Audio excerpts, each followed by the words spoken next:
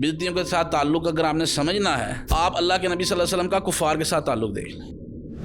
یہ جو تعامل والے مسائل ہیں، یہ جو ہمارے جو مذہبی و سیاسی لیڈر ہیں ان کے اوپر لاگو نہیں ہوتے ہیں۔ نواب صدیق حسن خان صاحب، ان کی کتابوں میں سیدنا امیر معاویہ رضی اللہ تعالیٰ عنہ کے بارے میں یہ چیزیں خراب موجود ہیں، اس میں کوئی شبہ نہیں ہے۔ نواب صدیق حسن خان کو اہل حدیث آن کرتے ہیں، ان کو اپنا بزرگ کہتے ہیں۔ اب مجھے بتائیں کون سا اہل حدیث ایسا ہے جو اس غلطی کو درست کہتا ہے؟ میں نے آج تک نہیں دیکھا۔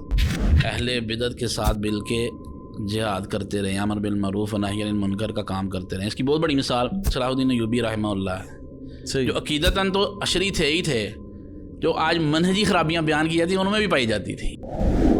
میرا آپ سے سوال ہے، ایک بزرگ یا کثیر بزرگ ڈاکٹر صاحب کے حوالے سے ان کے عقائد کی خرابی کو مینشن کر کے، نامزد کر کے ان کے اوپر فتویٰ دیتے ہیں، ٹھیک ہے، لیکن کچھ لوگ چاہے تساہل کے سبب، چاہے مزاج میں نرمی کے سبب وہ فتویٰ نہیں دیتے۔ ایسے لوگوں کو جو ان کے بارے میں نرم رائے رکھتے ہیں، میرا سوال یہ ہے، ان کو استراری کہنا درست ہے؟ بدعتی میں درجہ بندی کرنی جائز ہے کہ نہیں؟ یہ بھی نہیں ٹھیک۔